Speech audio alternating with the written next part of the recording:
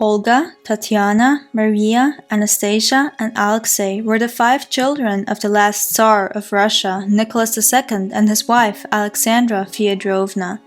The entire family was tragically wiped out by the Bolsheviks during the First World War after they were imprisoned for a little over a year. In this 5-part series, we will reflect all of their lives separately each Wednesday. As we will look at them individually, I will rather uncover their personality and accomplishments rather than making these 5 videos a biography of them in order to prevent repeating myself as the siblings spent their entire life together. However, to make every part understandable for all viewers, there might be some repeating, which I will minimize as much as possible. Before I jump into the video, I wanted to mention that I now also have a Patreon site where you can further support my work if you like to do so. There will be a link in the description box. You will get exclusive behind-the-scenes footage, unposted material, and much more. It was June 10th, 1897, and Alexandra once again faced a difficult delivery. She relied on chloroform to get through the birth and was unconscious during the delivery, in which the assisting doctor was forced to use a forceps. Alexandra woke up to worried faces around her, and she immediately knew what had happened. She gave birth to another daughter instead of the awaited Tsarevich. Her first sentences after getting back to herself were, "My God, it is again a daughter. What will the nation say?" She once again added, "What will the nation say?" The disappointment was clearly noticeable at court. Nicholas's younger brother and current heir to the throne said, "I was already preparing to go into retirement, but it was not to be." Tatiana was named after a character in Alexander Pushkin's famous novel Eugene Onegin. Tatiana was especially close to her older sister Olga. Together they were known as the Big Pair. They shared a bedroom in which they slept on camp beds without pillows as their parents wanted them to grow up as simple as possible. When asked for her name, she never added her style or title and always presented herself as Tatiana Nikolaevna.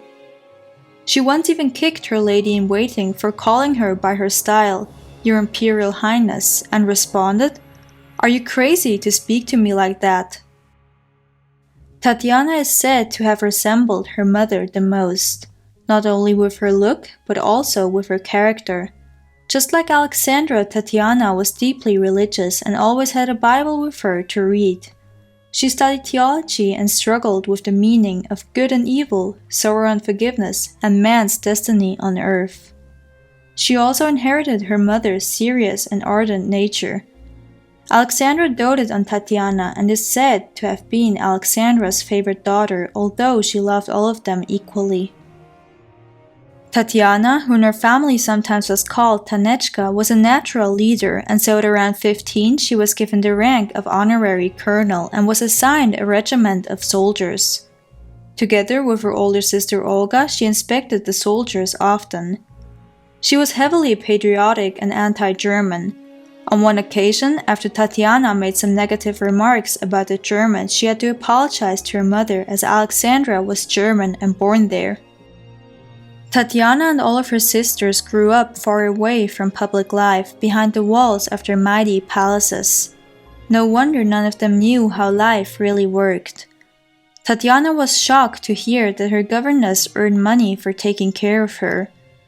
Tatiana said to her, "I always thought it was a present to you." Another event also showed how far off from reality the girls grew up. Tatiana and Olga once went out for a carriage ride and stopped at a shopping street. In the store, they had to admit that they had no idea how to buy something or how money even works. Growing up at court all her life also left Tatiana in shock of how some of the soldiers acted. One time, aboard the imperial yacht, one of the officers gave Olga a copy of Michelangelo's nude David. Tatiana was appalled, writing to her grandmother. Olga laughed at it long and hard. And not one of the officers wishes to confess that he has done it. Such swine, aren't they? Tatiana also found it extremely funny that her distant cousin, Prince Jan of Russia, would marry Helen of Serbia.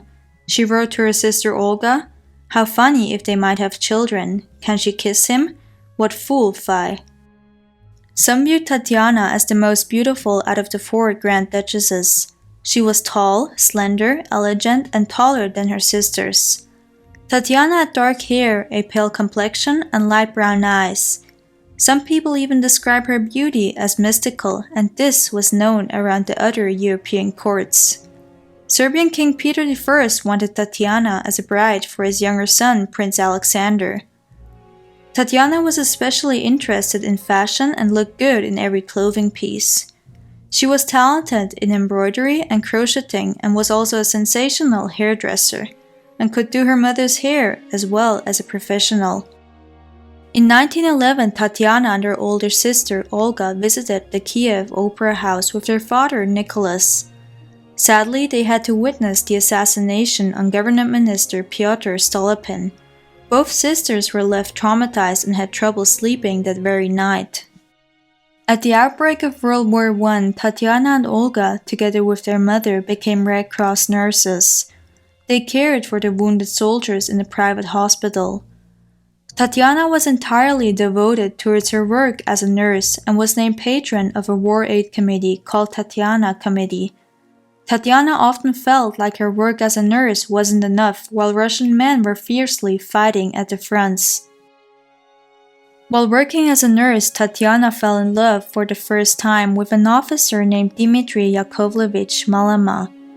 According to one source, they began a romantic relationship with each other, although it is debated how far this relationship could even go.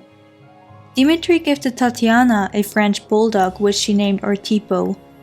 When Ortipo died, Dmitry gifted Tatiana another puppy which lastly died with her at Yekaterinburg.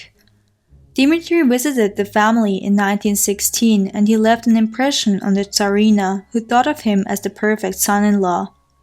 But the Tsarina was also well aware that the marriage between the two would never be possible. Dmitry died while fighting with the White Army against the Bolsheviks in 1919. Following the Russian Revolution of 1917 and the abdication of Tsar Nicholas II, the whole family was arrested and put under house arrest. The strict house arrest and the uncertainty about her family's future took its toll on Tatiana. The already slim Tatiana lost a good amount of weight due to the circumstances. After a year of captivity, her parents and her younger sister Maria were moved to Yekaterinburg, while Tatiana, Olga, Anastasia, and Alexei remained at Tsarskoye Selo. The rest of the family couldn't be moved since Alexei had suffered another hemophilia attack and was too weak to travel. Tatiana was the one who took care of her brother and the household while they were separated. Shortly after, the remaining Romanovs were moved to Yekaterinburg. At Yekaterinburg, Tatiana and her younger sisters got friendly with the guards, asking them about their families, and Tatiana was talking about her new life in England when they were being released. After Yakov Yurovsky took over command over the family, they were held under even stricter conditions and were forbidden from joking with the guards. Tatiana, who still was the leader of the family, was often sent to ask the guards about the rules or their future. Tatiana from then on spent most of her time with her mother and Alexei. She read to them and played games to pass by the long hours of captivity. When their personal physician was in pain due to his kidney problems, Tatiana was the one who gave him an injection to ease the pain. On the afternoon of July 16, 1918, Tatiana chatted with her mother and read from the biblical books of Amos and Obadiah. On the night of July 16, 1918, the whole family was awoken and taken to the basement. Inside the room they were put in, Tatiana stood behind her mother, who was sitting with her brother Alexei. They were left alone for another 30 minutes until Yakov Yurovsky, the chief executioner, entered the room and demanded the party to stand up. He next read down the death sentences for all the members. The first hail of bullets only killed Nicholas, Alexandra, and 2 servants. Tatiana was crouched against the room's rear wall with her sister Olga as they screamed for their mother. The guards tried stabbing both sisters but failed as they had sewn jewels into their clothing. They were approached by Yakov Yurovsky, who shot Tatiana in the back of her head. Olga followed her sister into death only a few moments later when she was shot in the jaw. The bodies of the Romanov family were not found and identified for the next few decades. This left a lot of room for speculation that one of the Grand Duchesses might have survived. In a book by author Michael Uckelshaw, there were claims that Tatiana survived the night and was rescued. According to his book, she was transported to England, where she married a British officer and lived under the name Larissa Tudor. However, all of these claims proved false when part of the bodies were found in the 1990s. Tatiana and her family were canonized by the Russian Orthodox Church abroad as holy martyrs. In addition, in 2000, Tatiana and her family were canonized by the Russian Orthodox Church as passion bearers. Exactly 80 years after the murderer, Nicholas, Alexandra, and 3 of their daughters, most likely Olga, Tatiana, and either Maria or Anastasia, were buried at St. Peter and Paul Cathedral in St. Petersburg.